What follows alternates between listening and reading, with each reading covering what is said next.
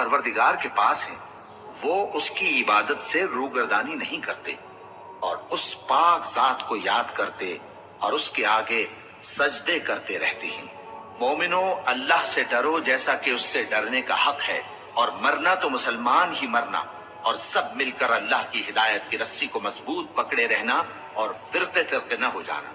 और अपने ऊपर अल्लाह की उस मेहरबानी को याद रखना, जब तुम एक दूसरे के दुश्मन थे तो उसने तुम्हारे दिलों में उल्फत डाल दी और तुम उसकी मेहरबानी से भाई भाई हो गए। और तुम आग के गड्ढे के किनारे तक पहुंच चुके थे तो उसने तुमको उससे बचा लिया।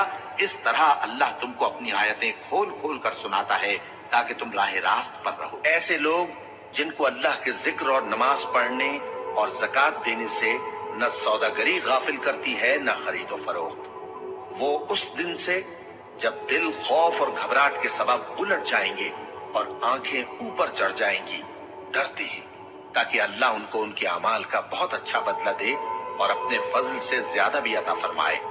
और अल्लाह जिसको चाहता है बेहिसाब रिस्क देता है। भला तुमने उस शख्स को देखा जिसने अपनी ख्वाहिश को अपना माबूद बना रखा है और बावजूद जानने बूझने के गुमराह हो रहा है, तो अल्लाह ने भी उसको गुमराह रहने दिया और उसके कानों और दिल पर मोहर लगा दी और उसकी आंखों पर पर्दा डाल दिया। अब अल्लाह के सिवा उसको कौन राह पर ला सकता है? तो क्या तुम लोग नसीहत नहीं हासिल करते? और अगर हर एक नाफरमान शख्स के पास रूए जमीन की तमाम चीजें हों तो वो अजाब से बचने के बदले में सब दे डाले, और जब वो अजाब को देखेंगे तो पछताएंगे और नदामत को छुपाएंगे, और उनमें इंसाफ के साथ फैसला कर दिया जाएगा और उन पर जुल्म नहीं होगा। अब जिसके अमाल के वजन भारी निकलेंगे वो दिल पसंद ऐश में होगा, और जिसके वजन हल्के निकलेंगे उसका ठिकाना हाविया है। और तुम क्या समझे कि हाविया क्या चीज है? वो दहकती हुई आग। और मोमिनो, ये ना समझना कि ये जालिम जो काम कर रहे हैं अल्लाह उनसे बेखबर है। वो इनको उस दिन तक मोहलत दे रहा है जबकि दहशत के सबब आंखें फटी की फटी रह जाएंगी और लोग सर उठाए हुए मैदान क़यामत की तरफ दौड़ रहे होंगे। उनकी निगाहें खुद अपनी तरफ लौट न सकेंगी और उनके दिल मारे खौफ के हवा हो रहे होंगे। और ये कुरान रब्बुल आलमीन का उतारा हुआ है, इसको अमानतदार फरिश्ता लेकर उतरा है, यानी उसने तुम्हारे दिल पर इसका इल्का किया है ताकि तुम लोगों को खबरदार करते रहो। और इल्का भी फसीह बलीग अरबी जबान में किया है और इसकी खबर पहले पैगंबरों की किताबों में लिखी हुई है। और जब इब्राहिम ने अल्लाह से अर्ज किया कि ऐ परवरदिगार, मुझे दिखा कि तू मुर्दों को क्यों कर जिंदा करेगा, अल्लाह ने फरमाया, क्या तुमने इस बात का यकीन नहीं किया? उन्होंने कहा, क्यों नहीं, लेकिन मैं देखना इसलिए चाहता हूँ कि मेरा दिल इत्मीनान कामिल हासिल कर ले। फरमाया कि 4 परिंदे ले लो, फिर उनको अपने से हिला लो और उनके टुकड़े टुकड़े कर दो, फिर उनका एक एक टुकड़ा हर एक पहाड़ पर रख दो, फिर उनको बुलाओ तो वो तुम्हारे पास दौड़ते चले आएंगे। और जान रखो कि अल्लाह गालिब है, साहिब हिकमत है। और उस दिन से डरो जबकि तुम अल्लाह के हुजूर में लौट कर जाओगे और हर शख्स अपने अमाल का पूरा पूरा बदला पाएगा और किसी को कुछ नुकसान न होगा।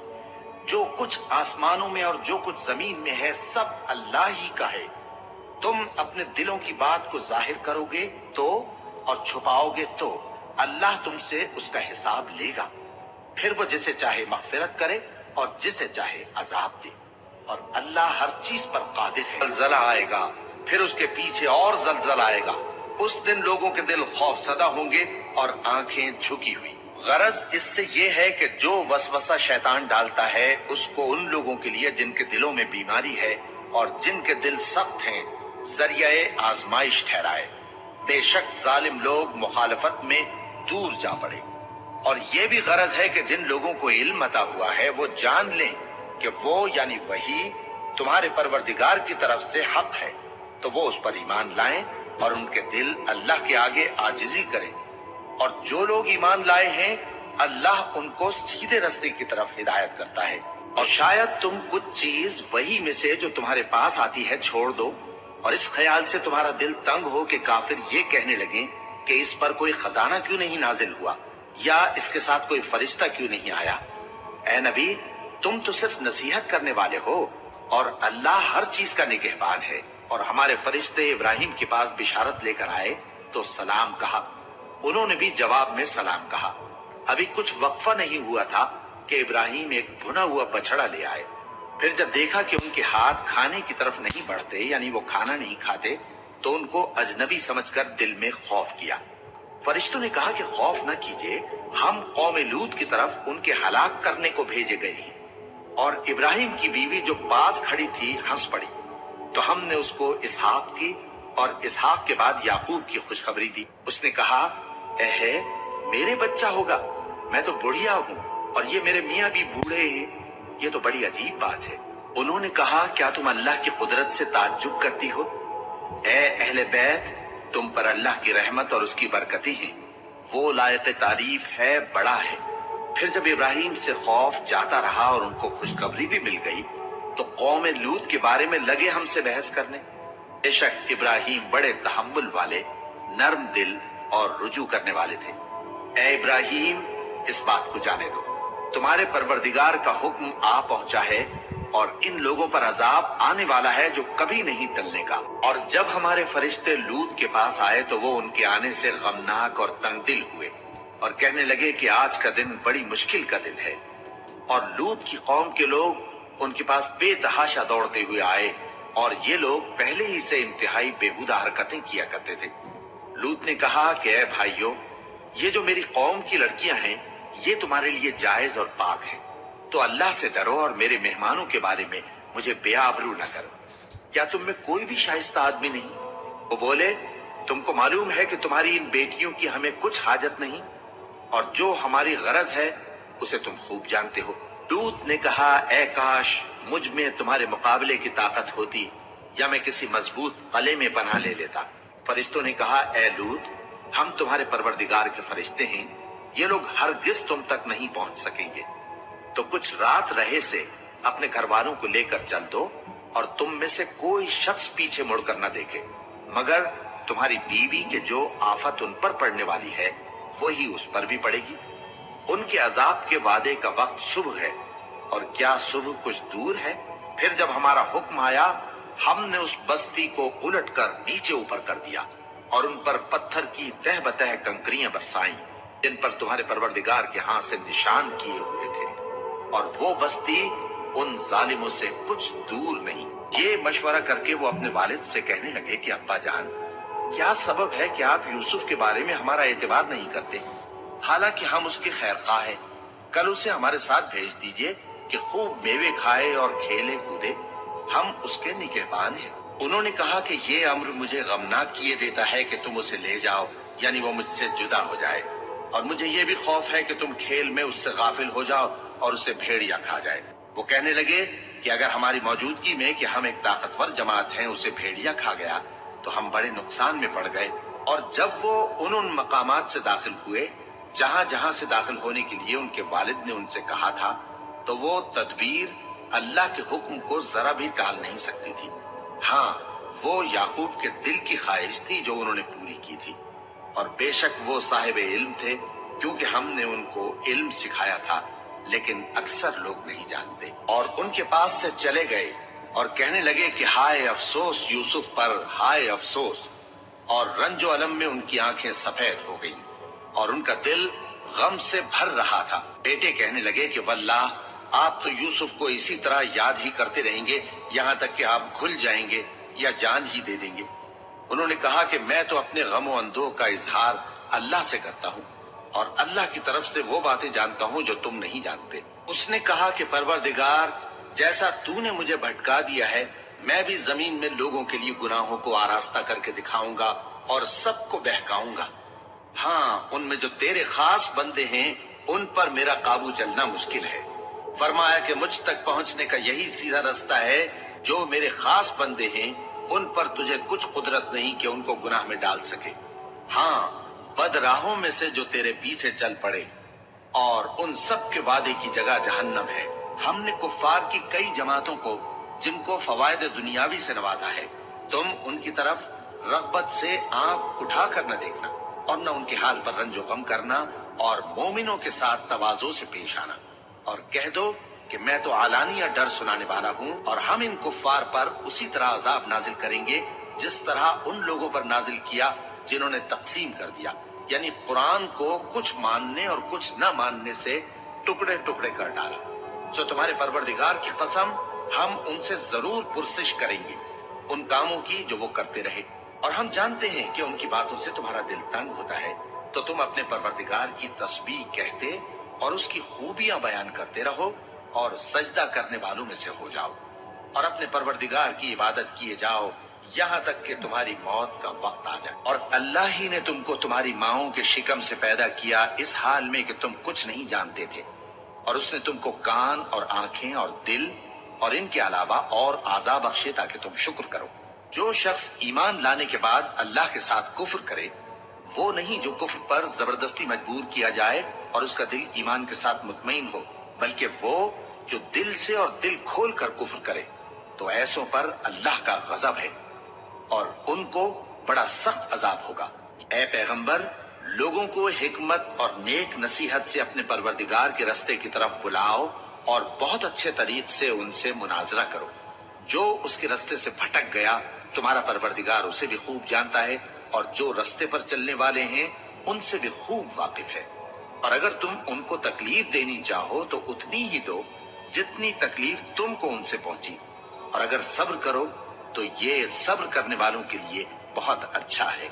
और सब्र ही करो, और तुम्हारा सब्र भी अल्लाह ही की मदद से है, और उनके बारे में गम न करो, और जो ये साजिशें करते हैं उससे तंग दिल न हो। कुछ शक नहीं कि जो परहेजगार हैं और जो नेकूकार हैं, अल्लाह उनका मददगार है।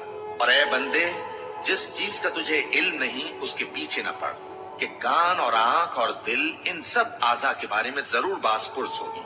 और जमीन पर अकड़ कर और तन कर मत चल, कि तू जमीन को फाड़ तो नहीं डालेगा और न लंबा होकर पहाड़ों की चोटी तक पहुंच जाएगा।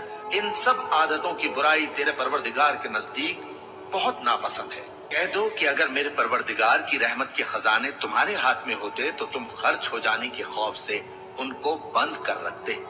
और इंसान दिल का बहुत तंग है, और जो लोग सुबह शाम अपने परवरदिगार को पुकारते और उसकी खुशनुदी के तालिब हैं, उनके साथ सब्र करते रहो, और तुम्हारी निगाहें उनमें से गुजर कर और तरफ न दौड़े कि तुम दुनियावी जिंदगी की रौनकों के खास्तगार हो जाओ। और जिस शख्स के दिल को हमने अपनी याद से गाफिल कर दिया है और वो अपनी ख्वाहिश की पैरवी करता है और उसका काम हद से बढ़ गया है, उसका कहा न मानना। और कह दो कि लोगों, ये कुरान तुम्हारे परवरदिगार की तरफ से बरहक है, तो जो चाहे ईमान लाए और जो चाहे काफिर रहे। हमने जालिमों के लिए दोज़ख की आग तैयार कर रखी है जिसकी कनातें उनको घेर रही होंगी, और अगर फरियाद करेंगे तो ऐसे खौलते हुए पानी से उनकी दाद रसी की जाएगी जो पिघले हुए तांबे की तरह गर्म होगा और जो उनके चेहरों को भून डालेगा। उनके पीने का पानी भी बुरा और आरामगाह भी बुरी। और जो ईमान लाए और काम भी नेक करते रहे तो हम नेक काम करने वालों का अज्र जाया नहीं करते। ऐसे लोगों के लिए हमेशा रहने के बाग हैं जिनमें उनके महलों के नीचे नहरें बह रही हैं। उनको वहां सोने के कंगन पहनाए जाएंगे और वो बारीक दीबा और अतलस के सब्ज कपड़े पहना करेंगे और तख्तों पर तकिए लगाकर बैठा करेंगे। क्या खूब बदला और क्या खूब आरामगाह है। मूसा ने कहा, बल्कि तुम ही पहले डालो। जब उन्होंने चीजें डाली तो यकायक उनकी रस्सियां और लाठियां मूसा के ख्याल में ऐसी आने लगी कि वो मैदान में इधर उधर दौड़ रही हैं। उस वक्त मूसा ने अपने दिल में खौफ महसूस किया। हमने कहा, खौफ न करो, बिलाशुबा तुम ही गालिब रहोगे। और जो चीज यानी लाठी तुम्हारे दाहिने हाथ में है उसे डाल दो कि जो कुछ उन्होंने बनाया है उसको वो निकल जाएगी। जो कुछ उन्होंने बनाया है ये तो जादूगरों के हथकंडे हैं, और जादूगर जहां भी जाए कामयाब नहीं होगा। इस पर जादूगर सजदे में गिर पड़े, कहने लगे कि हम मूसा और हारून के परवरदिगार पर ईमान लाए। लोगों का हिसाब अमाल का वक्त नजदीक आ पहुंचा है और वो गफलत में पड़े उससे मुंह फेर रहे हैं। उनके पास कोई नई नसीहत उनके परवरदिगार की तरफ से नहीं आती मगर वो उसे खेलते हुए सुनते ही। उनके दिल गफलत में पड़े हुए हैं। कह दो कि जो शख्स जिब्राइल का दुश्मन हो उसको गुस्से में मर जाना चाहिए, क्योंकि उसने तो ये किताब अल्लाह के हुक्म से तुम्हारे दिल पर नाजिल की है जो पहली किताबों की तस्दीक करती है। اور ایمان والوں کے لیے ہدایت اور بشارت ہے۔ جو شخص اللہ کا اور اس کے فرشتوں کا اور اس کے پیغمبروں کا اور جبرائیل اور میکائیل کا دشمن ہو تو ایسے کافروں کا اللہ دشمن ہے۔ اور ہم نے تمہارے پاس سلجھی ہوئی آیتیں ارسال فرمائی ہیں اور ان سے انکار وہی کرتے ہیں جو بد کردار ہیں۔ ان لوگوں نے جب اللہ سے کوئی عہد کیا تو ان میں سے ایک فریق نے اس کو کسی چیز کی طرح پھینک دیا۔ حقیقت یہ ہے کہ ان میں اکثر بے ایمان ہیں، اور جو لوگ کچھ نہیں جانتے یعنی مشرک، وہ کہتے ہیں کہ اللہ ہم سے کلام کیوں نہیں کرتا یا ہمارے پاس کوئی نشانی کیوں نہیں آتی۔ اسی طرح جو لوگ ان سے پہلے تھے وہ بھی انہی کسی باتیں کیا کرتے تھے۔ ان لوگوں کے دل آپس میں ملتے جلتے ہیں۔ جو لوگ صاحب یقین ہیں ان کے سمجھانے کے لیے ہم نے نشانیاں بیان کر دی ہیں۔